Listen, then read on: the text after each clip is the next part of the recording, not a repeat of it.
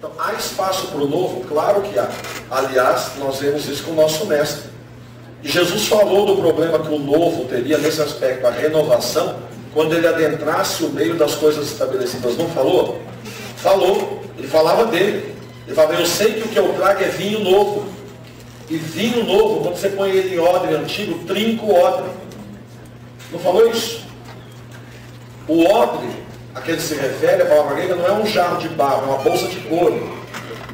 Não é? E o vinho novo, quando colocado ali, naquele couro velho, ele rompe o couro. Ele corrói aquele couro. Aquilo não dá conta de conter o novo.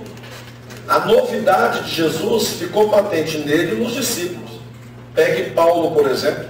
A pregação de Paulo ou terminava em avivamento ou em cadeia. Eu termino de pregar, ninguém leva para botar uma chave, fico tão frustrado. A pregação de Paulo acabava ou em cadeia ou em avivamento, pode ver. Por quê? Porque Paulo anunciava e advogava por esse novo. Nenhuma novidade. Era um novo no seguinte sentido, retorno ao que Deus de uma vez por todas falou. E aí então a reaplicação dessas coisas. Na prática, agora falando então pelo grande tempo aí com os batistas e a vivência toda no seminário, alguns tapas que essas comunidades novas dão, acertam na nossa cara também, na cara dos batistas. Quem foi que disse que a gente tem que ter problema para tratar de um assunto tão lindo como o Espírito Santo? Quem foi que falou essa tolice? Acaba que em algumas comunidades ele é tratado como um adereço de Deus, como um adendo, um opcional. Não é item de fábrica. A gente de vez em quando chama o assunto à baia quando convier.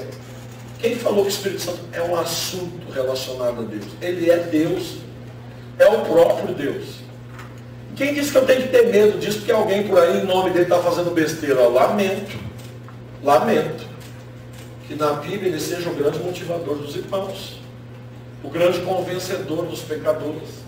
Que as pessoas na Bíblia sejam batizadas do Espírito Santo aos montes, na compreensão que os batistas têm disso.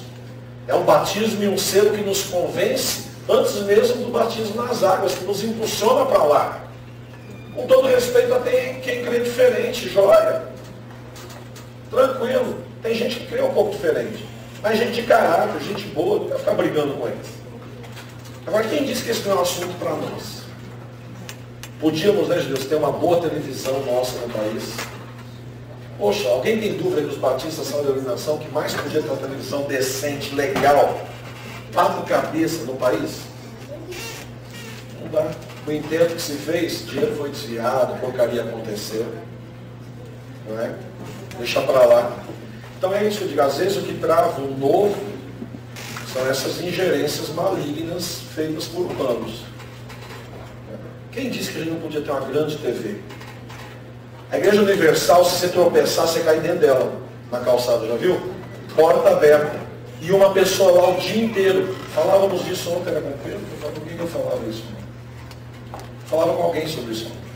A Igreja Universal, literalmente, você tropeça, você cai lá dentro, né? Porta aberta sempre. E alguém para te ouvir. Aí imagina o cara que vive na cidade, acostumado com o catolicismo da tua tradição, onde no máximo que ele achava era Nossa Senhora Aparecida ou São Benedito lá para ouvir. Quietinho, caladinho. Né? Então ele ia lá e falava, agora tem alguém.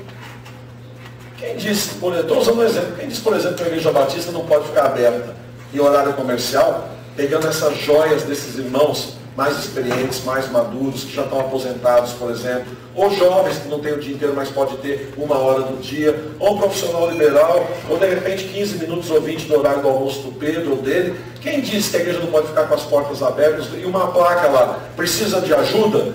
Estamos aqui, da tal a tal, aguardando você, e o cara entra, pô. A Igreja Metodista Central de São Paulo, na Avenida Liberdade, a maioria das pessoas que estão lá, chegaram àquela igreja porque eles têm lá ao meio-dia, todo dia, um culto. O pessoal vai almoçar, o cara está preocupado, ele passa lá meio-dia. Venha orar conosco. Meio-dia, 10 até meio-dia e 40. O cara passa. Aquela igrejona com cara de igrejona. Ele olha, ele nem vê direito, né? Ainda ajuda, porque lá a Igreja Metodista é bem estilo gótico, assim, parece uma coisa que ele já conhece, né? No estilo de igreja. E ele entra. E entrou, meu amigo, dançou. Não é? Dançou uma boa dança. E eles estão lá. Então, assim, tem coisas que esse pessoal faz que a gente fica malhando e não precisava. Quem sabe a gente usasse com bom senso. Repito, tem tapa que esses caras dão, que a mim pega na minha cara. Não significa que eu tenho que aceitar tudo que esses caras estão aceitando. E nesse aspecto, aí, os batistas podem nadar de braçada. A tradição bíblica, não é, da Igreja Batista é tremenda. A herança de fé dos batistas é tremenda. Mas nós não precisamos nos descaracterizar por causa disso. Aqui não. E nem ter o que todo mundo tem, porque todo mundo tem. Também não. O que Deus quer para a igreja de Ribeirão Preto? Algumas coisas são as mesmas que Ele quer para qualquer igreja séria em todo o mundo. Outras vão ser a cara específica da igreja de Ribeirão Preto. No mundo empresarial chama-se a isso missão e visão. Missão é igual para toda igreja. Missão é a carteira de identidade. Visão é o status quo futuro que eu desejo. A visão é o passaporte. A visão é onde a Bíblia quer estar daqui a 10 anos. Isso é muito peculiar, isso é muito a cara dela. Agora, a missão, de um jeito ou de outro, a missão de vocês é a mesma da Igreja Metodista, da mesma da Assembleia. Todas são sérias, a missão é a mesma. Basicamente é adorar a Deus, edificar-se uns aos outros e servir o mundo através da evangelização. Muda o jeito de falar. Mas a missão é essa. A igreja nasceu para isso. Missão é qual é a nossa. Imagine na Volkswagen, se no fim da esteira que fabrica os carros, lá o Gol, saiu um Panetone. Não é? E lá na Visconti saiu um Gol buzinando. Mas, vixe, tem alguma coisa errada aqui. É claro que tem. Visconti faz Panetone. Volks faz carros. Qual é a missão da PIB de Ribeirão Preto?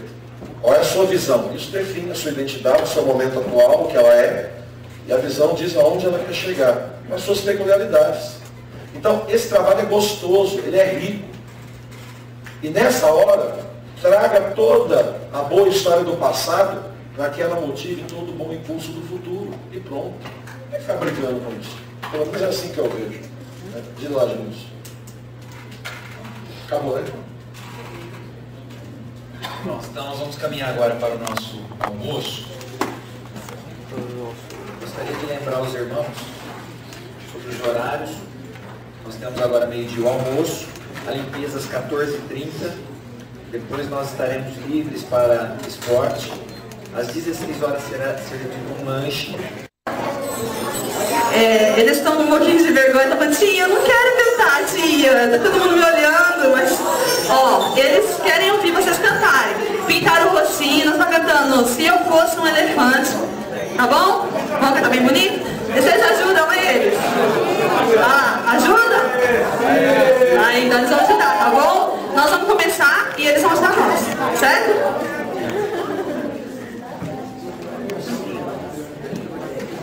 Se eu fosse um elefante, a minha cobra tomaria Senhor.